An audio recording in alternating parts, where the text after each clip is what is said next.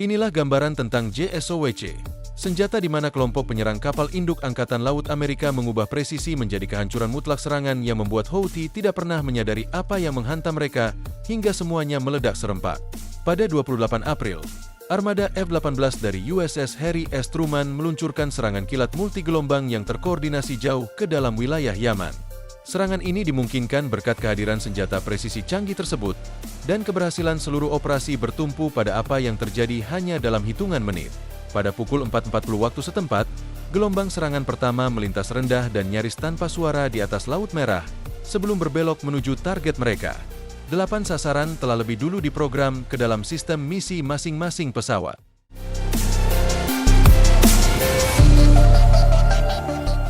Formasi pun dibagi menjadi 2 kelompok. Kelompok pertama mengincar sebuah markas militer yang diperkuat di pinggiran kota, sebuah fasilitas yang baru saja dibangun kembali oleh Houthi setelah dihancurkan dalam serangan 2 minggu sebelumnya. Sementara itu, gelombang kedua melancarkan rentetan serangan tambahan terhadap fasilitas penyimpanan senjata tersembunyi yang disamarkan di tengah kawasan pemukiman padat. Target ketiga adalah Bandara Internasional Essa, yang kembali dihantam dalam upaya menghancurkan lapangan udara yang tengah diperbaiki Houthi. Dalam tempo kurang dari 5 menit, 3 pusat vital di jantung ibu kota berubah menjadi puing-puing yang berasap, dan itu bahkan belum memasuki waktu sarapan. JSOWC sendiri adalah senjata berbobot 1065 pon, memiliki panjang 161 inci, dan rentang sayap yang mengembang hingga 13 kaki setelah peluncuran. Secara ukuran, senjata ini serupa dengan rudal-rudal lain dalam keluarga JASSM.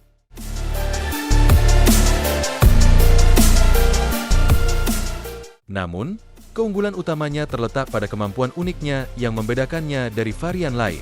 Ini adalah bom seberat 500 pon, dilengkapi dengan muatan tambahan buatan Royal Ordnance, dikenal sebagai hulu ledak Broach. Inilah bagian dari rahasia utama yang menjadikan senjata ini jauh lebih unggul dibandingkan hampir semua rudal udara ke permukaan jarak jauh yang pernah dimiliki militer Amerika sebelumnya. Namun, keunggulannya tidak hanya berhenti sampai di situ. Broach menjadi luar biasa berkat desain penetrator 2 tahap yang revolusioner. Cara kerjanya seperti ini. Saat rudal menghantam target, muatan berbentuk seberat 50 pon yang terletak di hidung rudal akan meledak lebih dulu. Di dalam hidung rudal itu terdapat lapisan logam tipis yang, saat terkena ledakan, dengan cepat meluruh akibat panas dan tekanan ekstrim. Logam yang meleleh ini dikompresi menjadi aliran super panas berbentuk kepala peniti.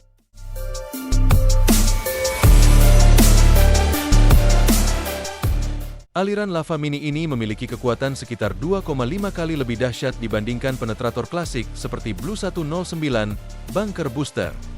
Dengan kecepatan mendekati 10 km per detik, semburan logam cair ini mampu menembus baja solid setebal 3 kaki atau beton bertulang hingga 6 kaki. Begitu lapisan pertahanan berhasil ditembus, saat itulah kehancuran sebenarnya dimulai.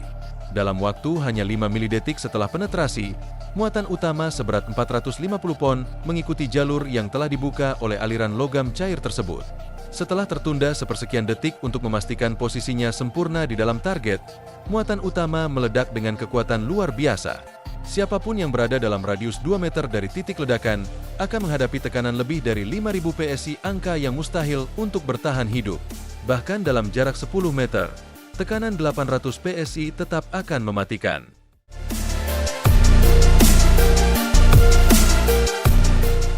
Dan itu belum semuanya. Ledakan itu disertai dengan semburan sekitar 4.500 fragmen baja berkecepatan tinggi yang sanggup menembus rompi anti peluru hingga jarak 30 meter. Dengan kekuatan kombinasi sebesar itu, bisa dipastikan apapun yang menjadi sasaran rudal ini akan dihancurkan secara total tanpa ada kesempatan bertahan.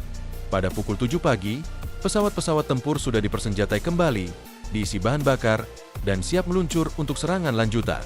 Target berikutnya adalah wilayah administratif Omran, khususnya di kawasan Jabal Al-Azwad. Di lokasi ini, terdapat pusat komunikasi bawah tanah yang terkubur lebih dari 20 kaki di bawah lapisan batu keras. Diperkirakan menjadi pusat kendali siaran transkripsi milik Houthi untuk mengkoordinasikan tembakan rudal. Kali ini, 4 unit JSOWC lagi diluncurkan untuk menghantam fasilitas bawah tanah tersebut. Serangan itu menciptakan gelombang kejut yang meluluhlantakkan seluruh sistem komunikasi medan tempur Houthi.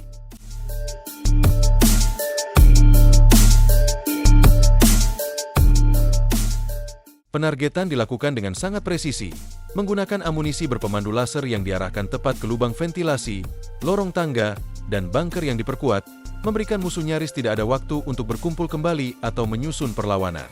Serangan lanjutan pun telah dilaksanakan. Kali ini memadukan daya hancur dahsyat dengan jangkauan jelajah lebih dari 130 km atau sekitar 81 mil. Zhou Ce memberikan F-18 kemampuan untuk meluncurkan serangan dari jarak aman, jauh di luar jangkauan sistem pertahanan udara Houthi. Dengan profil peluncuran dari ketinggian tinggi, rudal ini mampu meluncur dalam keheningan mutlak selama beberapa menit sebelum menghantam targetnya dengan presisi luar biasa. Begitu mencapai sasaran, hampir mustahil baginya untuk meleset, biasanya jatuh dalam jarak tidak lebih dari 10 kaki dari target yang dituju.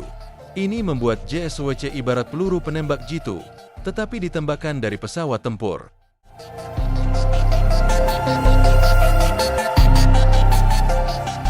Keakuratannya yang tinggi berasal dari pemanfaatan beberapa teknologi inovatif. Salah satu rahasia utama keunggulan JSOWC adalah kemampuan 3 lapisnya dalam sistem pemanduan. Yang pertama adalah teknologi yang sudah dikenal luas, GPS. Setelah dilepaskan dari pesawat, JSOWC menggunakan kombinasi navigasi GPS dan inersia untuk membimbing dirinya ke sasaran. Penerima GPS militernya mengunci sinyal satelit khusus untuk menetapkan jalur terbang awal. Sementara sistem navigasi inersia, INS, internal yang terdiri dari giroskop laser cincin dan akselerometer melacak arah, kecepatan, dan posisi rudal secara presisi.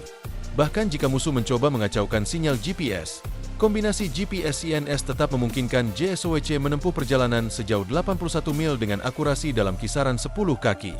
Dalam lingkungan peperangan elektronik sekalipun, INS memastikan senjata tetap berada dalam toleransi deviasi maksimal 15 kaki.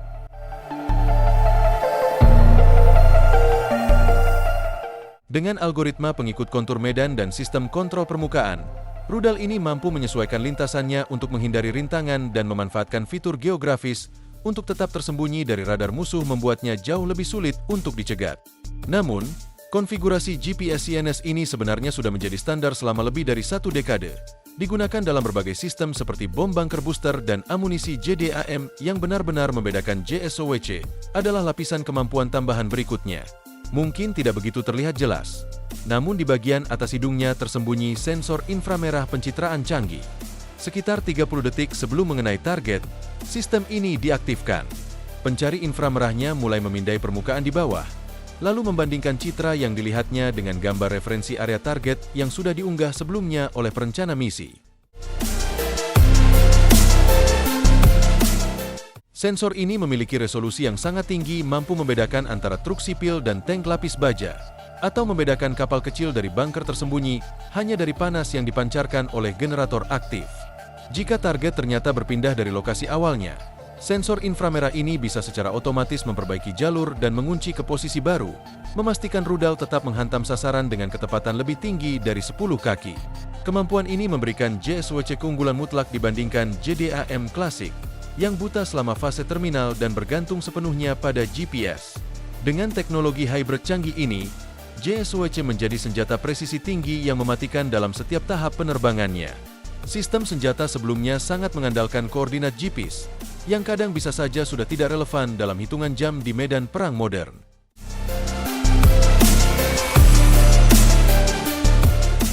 Teknologi ini menjadikan JSOWC bukan sekadar senjata serang jarak jauh, melainkan bagian dari jaringan pertempuran cerdas, mampu bertarung dalam lanskap konflik modern yang penuh perubahan mendadak.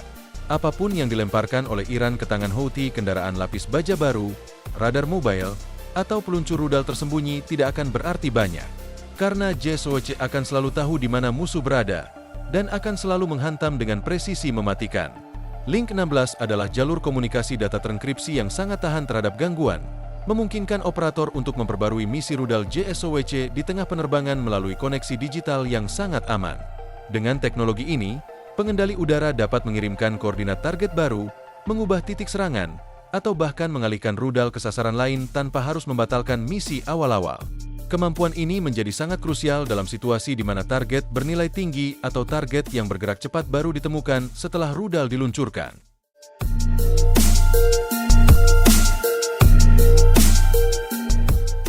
Dengan jangkauan operasional sekitar 300 mil laut tergantung pada ketinggian dan kondisi transmisi sistem ini, memungkinkan pembaruan misi dikirimkan dalam waktu kurang dari 1,5 detik setelah perintah diberikan.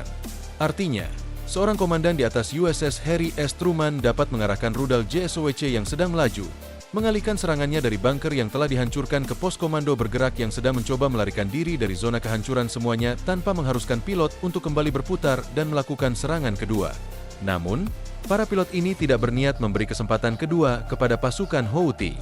Setelah mempersenjatai kembali di atas kapal induk, skuadron F-18 segera dikerahkan lagi pada sore harinya.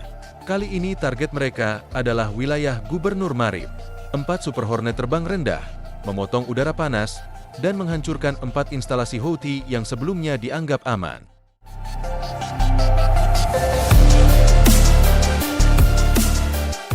Dalam perjalanan pulang ke grup tempur, formasi itu menyempatkan diri untuk menyerang lagi, kali ini menghantam pangkalan Angkatan Laut Houthi di Al-Huda. Dengan presisi yang mengerikan, mereka menghancurkan 3 kapal serang cepat beserta fasilitas perlindungannya. Serangan itu meninggalkan jejak kehancuran yang melumpuhkan, membuktikan bahwa tidak ada tempat yang aman bagi musuh, tidak di darat maupun di laut. Meskipun serangan mereka telah menghancurkan setidaknya selusin kapal musuh lagi, kali ini setelah kembali ke dek kapal induk, sayap udara USS Harry S. Truman tidak hanya akan bersiap dengan amunisi baru untuk misi berikutnya. Mereka akan berangkat dengan sesuatu yang lebih penting, tambahan bahan bakar di udara untuk memperpanjang jangkauan serangan mereka. Meski kekuatan militer Amerika Serikat mampu melakukan banyak hal luar biasa, tetap saja ada batasan fisik. Anda tidak bisa menyerang 7 target terpisah dalam satu penerbangan hanya dengan 1 tangki bahan bakar.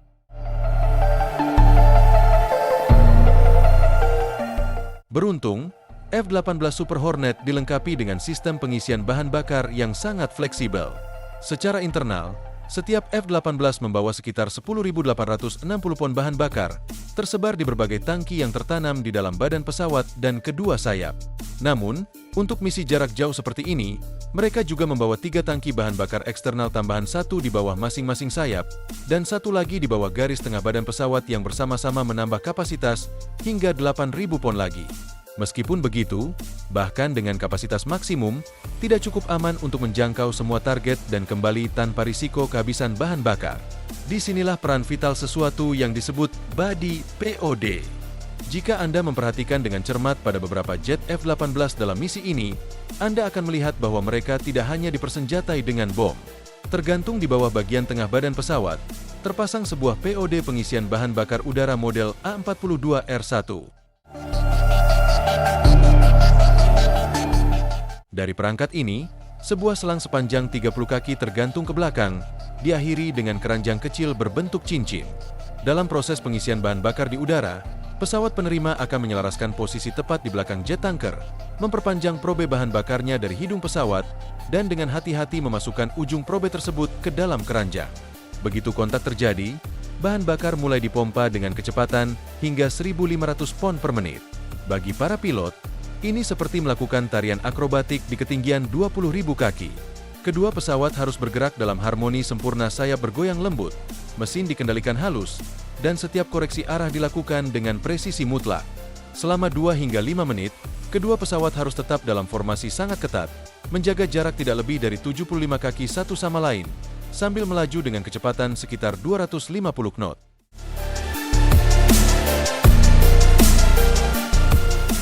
Pesawat tanker lapangan ini yang memanfaatkan tangki eksternal mereka dapat memindahkan hingga 8.000 pon bahan bakar ke jet-jet lainnya, mempertahankan tempo serangan, memperluas jangkauan misi, dan memastikan bahwa armada udara Truman dapat terus menghantam sasaran tanpa harus kembali ke kapal induk untuk pengisian penuh.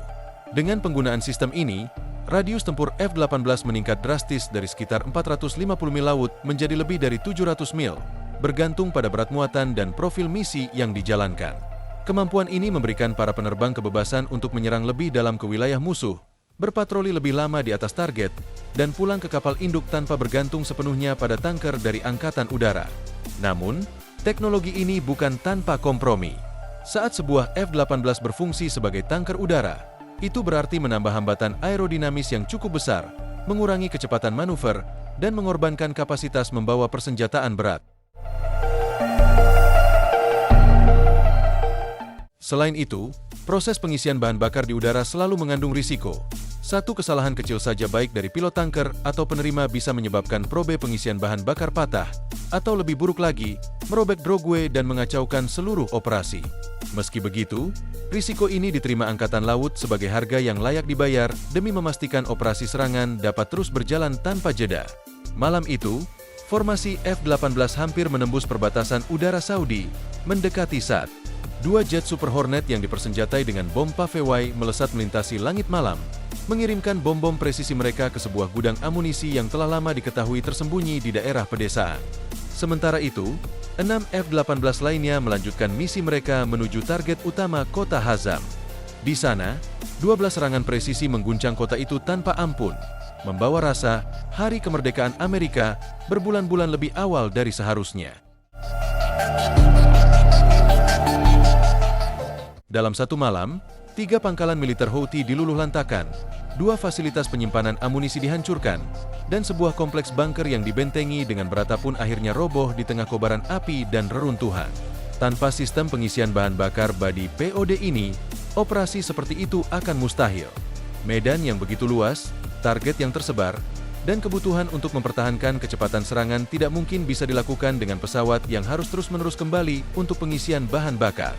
Dan di bawah bintang-bintang malam itu, setelah misi usai, para penerbang kembali ke kapal induk, membawa kemenangan besar dalam senyap untuk sementara waktu. Sampai jumpa lagi di video menarik berikutnya.